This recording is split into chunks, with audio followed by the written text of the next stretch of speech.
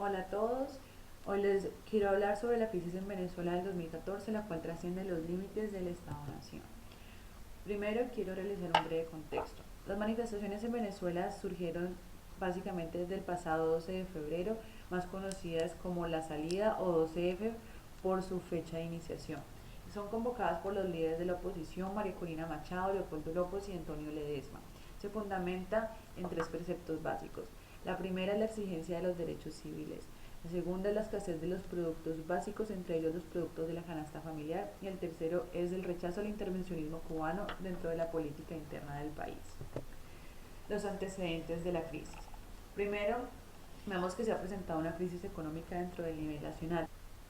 La inflación ha presentado niveles extravagantes, lo que la ha convertido en una hiperinflación, haciendo así que los precios de la canasta familiar sean cada vez más elevados, mientras los salarios del ciudadano de a pie siguen disminuyendo, lo cual en términos macroeconómicos significa un incremento excesivo de la demanda cuando la oferta no es suficiente, lo que produce igualmente una devaluación del bolívar, que es la moneda venezolana.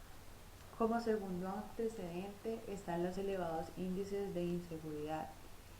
Los atracos, hurtos o robos a mano armada, las continuas muertes violentas que se presentan dentro de Venezuela parecen no cesar y el gobierno central no toma medidas eficaces para atacar esta problemática. El tercer antecedente es la represión del gobierno de Nicolás Maduro.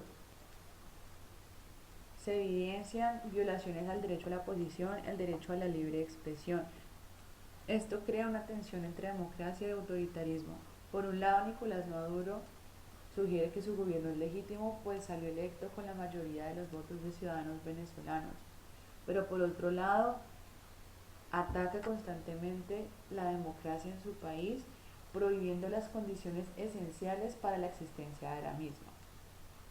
En cuarto lugar, nos encontramos con un inconformismo social generalizado, puesto que desde que el presidente Nicolás Maduro fue electo, muchas personas, un gran sector de la población se movilizó en contra de estas elecciones, aludiendo a un presunto fraude electoral.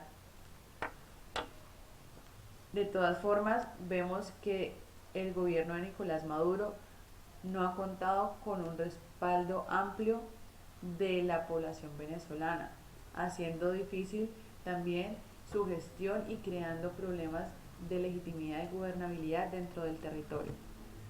En cuanto a las consecuencias a nivel nacional, vemos que se han producido más de 42 muertes durante las manifestaciones. Estas muertes incluyen a figuras públicas dentro de la realidad venezolana.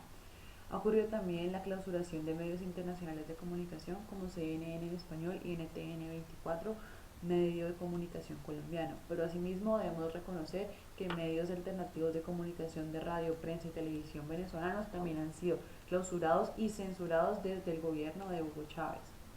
Ha ocurrido también el cierre y bloqueo de calles y vías principales por manifestaciones violentas, lo que se le conoce con el nombre de barricadas. Ha habido ataques contra sedes de gobierno, bienes del Estado y sedes de los partidos políticos, tanto de la oposición como del oficialismo. Se ha presenciado vandalismo contra el metro de Caracas y, por último, esta desorden e insurrección nacional se ha manifestado en una crisis diplomática agudizada. El primer país en cerrar o bloquear relaciones diplomáticas con Venezuela ha sido Panamá, el cual ha mostrado su alto inconformismo frente a las políticas del gobierno de Nicolás Maduro.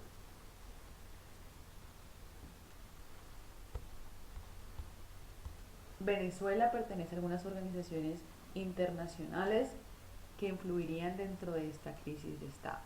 Como la primera de ellas vemos a la Organización de las Naciones Unidas, creada después de la Segunda Guerra Mundial, cuya función principal es promover la paz a nivel global, para que conflictos como el de la Primera y la Segunda Guerra Mundial no vuelvan a repetirse. Por otro lado está la Organización de los Estados Americanos, OEA, de la cual hace parte Venezuela. Esta organización, junto con la Comisión Interamericana de Derechos Humanos, propende por la promoción de los derechos humanos y se orienta a juzgar a los Estados miembros por graves violaciones a los derechos humanos. Dentro del caso de Venezuela, esto es un tema complicado, ya que desde el gobierno de Hugo Chávez, Venezuela se ha desvinculado de la Convención Americana sobre Derechos del Hombre, requisito para que las peticiones individuales sobre violaciones a derechos humanos sean aceptadas por la Comisión. Por tanto, si dentro de estas manifestaciones o dentro del gobierno de Nicolás Maduro se han presentado violaciones a derechos humanos, juzgar estas frente a la Corte Interamericana de los Derechos Humanos resultaría muy difícil o casi que imposible. Por otro lado está la Mercosur, que es una organización económica conformada principalmente por Argentina, Brasil, Paraguay, Uruguay y Venezuela, que se ha posicionado como la mayor productora de alimentos a nivel mundial. Su sede principal se encuentra en Caracas y actualmente afronta una crisis diplomática en el nivel interno debido principalmente a la crisis propia del territorio venezolano. También se encuentra UNASUR, organización cuyo fin principal es construir identidad y ciudadanía suramericanas, integrada por 15 países del Cono Sur. Todas las organizaciones antes mencionadas se encuentran deslegitimadas por la crisis venezolana debido a que se evidencia una incapacidad de las mismas para poder actuar sobre los territorios de los Estados miembros. Pasemos a la crisis de gobernabilidad a nivel internacional, que se evidencia cuando la problemática del Estado-Nación desborda las fronteras nacionales. En primer lugar, se encuentra una crisis de la democracia como modelo de gobierno por excelencia, lo cual fue explicado anteriormente. Desde el gobierno de Hugo Chávez, seguido por el de Nicolás Maduro, se ha evidenciado en Venezuela una democracia débil que parece traspasar la delgada línea del autoritarismo. Las condiciones básicas para la existencia de la democracia, entre ellas el libre derecho a la oposición, parece ser vulneradas constantemente en el territorio venezolano. En segundo lugar, vemos que las relaciones diplomáticas se han visto afectadas, creando una tensión entre cooperación y conflicto. Como vimos en las lecturas de este módulo del curso, hablar de soberanía externa implica primero referirnos a una soberanía interna, pues actualmente los países crean relaciones de cooperación para generar una interdependencia hacia un gobierno globalizado. Entonces, para poder fortalecer las relaciones de cooperación antes mencionadas, los asuntos internos del territorio tienen que estar en cierta medida resueltos y la prevención de este modo de una erosión de la soberanía interna, lo cual no ha ocurrido en Venezuela. La crisis que se presenta a el nivel del Estado-Nación venezolano ha repercutido en la forma en que se conciben las relaciones diplomáticas entre los estados. Muchos países de la comunidad internacional han mostrado ampliamente su rechazo frente al gobierno de Nicolás Maduro. Muchos de ellos han tomado medidas sobre barreras comerciales económicas impuestas a Venezuela a partir de esta crisis. Otros simplemente se han solidarizado con los resultados de estas manifestaciones, de las muertes violentas, la represión del gobierno, pero no han tomado medidas serias. Es paradójico también que Estados Unidos no intervenga ampliamente como suele hacerlo dentro de otros conflictos internos en los países a nivel mundial. Se sugiere también aquí que, siendo Venezuela un gran productor de petróleo en el nivel mundial, tiene una herramienta de control que le permite la no intervención de otros países.